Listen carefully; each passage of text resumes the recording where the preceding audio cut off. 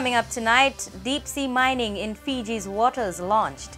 Fiji Revenue and Customs Authority implements changes, and 54 officers arrive in Sinai for peacekeeping duties. Good evening, I'm Sandra Asan. A partnership launch of the Ocean Exploration Northwest region of Fiji's exclusive economic zone was yesterday launched by His Excellency, the President of Fiji, Ratu Epeli Nailatikau. Friday, 20th April 2012 will go down in Fiji's history as the day Fiji's first ever prospecting license was issued for deep-sea mineral exploration in our exclusive economic zone, which will bring with it a number of changes governing the new frontier. There has only been 2 mining licenses issued to date in the whole world, and one of which is in the South Pacific at Papua New Guinea. The Korean ambassador, His Excellency Cheong Kai-wok, says that negotiations on the terms of exploration with relevant ministries had been ongoing since April of 2011 until a formal seafloor massive studies exploration license was issued on November 11, 2011. The license of SMS exploration is yet another milestone in the cross-economic relations between our two countries. Just last year, we celebrated 40th anniversary of diplomatic relations with a number of commemorative events. In particular, the visit to Suva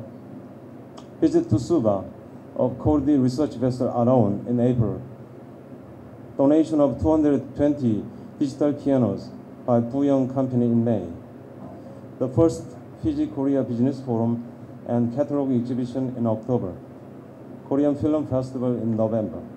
While land-based resources in Fiji are fast depleting, our oceans remain as untapped frontiers which are yet to be explored and exploited in a sustainable and environmentally friendly manner.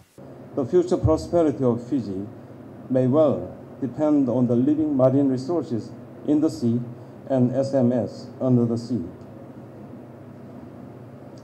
Against this backdrop, the consortium of Kordi and globally renowned Korean companies will invest 55.5 million Fiji dollars over the next 6 years to explore SMS in 3 designated areas of Fiji's EEZ.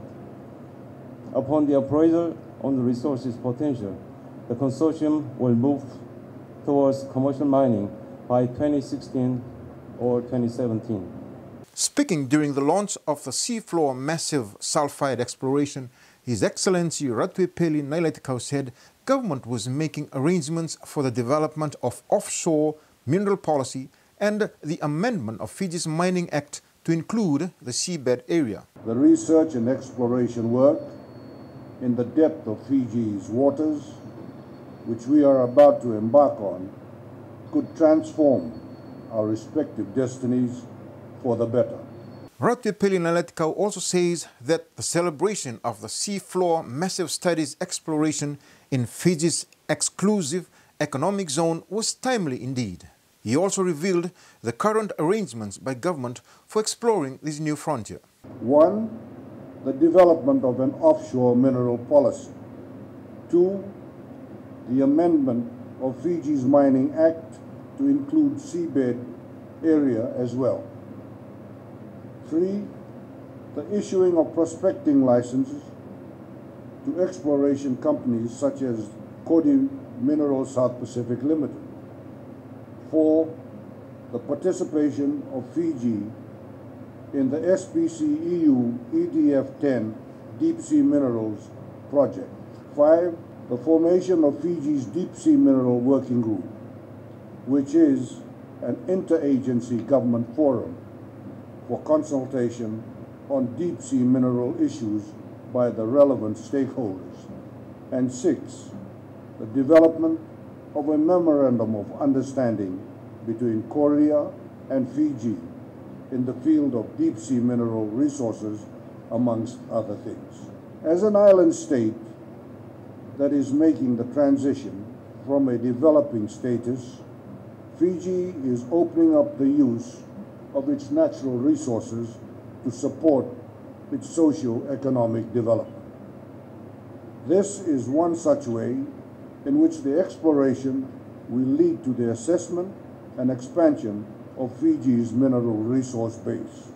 Not only was the license issued, the Korean people and the government of the Republic of Korea also conveyed to Ratu Pelin the deepest sympathy for the effects of the recent successive floods.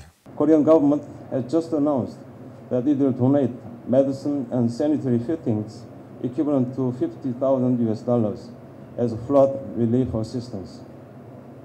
This assistance is additional to the earlier one in February, when my government provided flood relief food equivalent to $50,000.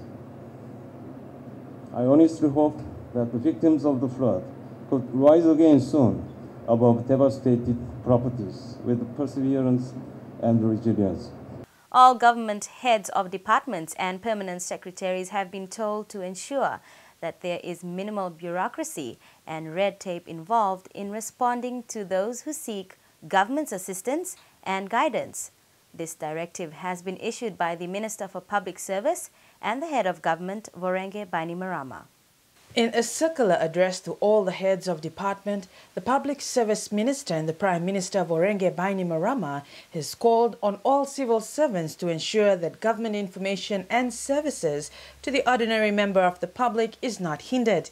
Bainimarama says bureaucracy needs to be minimized and red tape needs to be cut out. In the PSC Circular 28 of 2012, the department heads and permanent secretaries have been told to diligently adopt ways and means to be able to respond to queries for information or assistance promptly, efficiently, and decisively by 1. Keeping communication simple. This is where they are reminded that it does not matter if the request is not communicated through a nicely written letter, so long as the facts and points of the subject are captured. 2.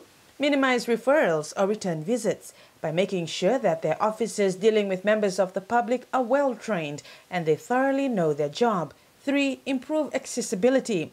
The heads have been told it's also important that members of the public are able to easily contact senior officers. 4. Delegate authority. 5. Business process re-engineering, where they have to review current processes and eliminate those processes that are lengthy and cumbersome. And 6. Develop strong cooperation and coordination. And finally, using their common sense approach. Officers have been told to think outside the box to see that the public's needs are met. PSC says this needs to be done to ensure effectiveness of the civil service and at the same time ensure government's procedures, rules and channels are followed in availing government information and services to members of the public. Women's and children's rights activist Penelope Moore has been named as the final member of the 5-member Constitutional Commission. Penny, as she is commonly known, is a veteran of the civil society and NGO movement and is currently the creative director at Women's Action for Change. The constitutional team consists of the chairperson, world-renowned constitutional scholar, Professor Yash Gai. The second is human rights and constitutional expert, Professor Christina Murray, and the distinguished Fijian members are Taufa Vakatale, the first female Deputy Prime Minister of Fiji, Dr. Satendra Nandan, academic and former Member of Parliament, and finally, Penny Moore. Coming up after the break, FERCA implements changes to assist businesses and the public during the weekend.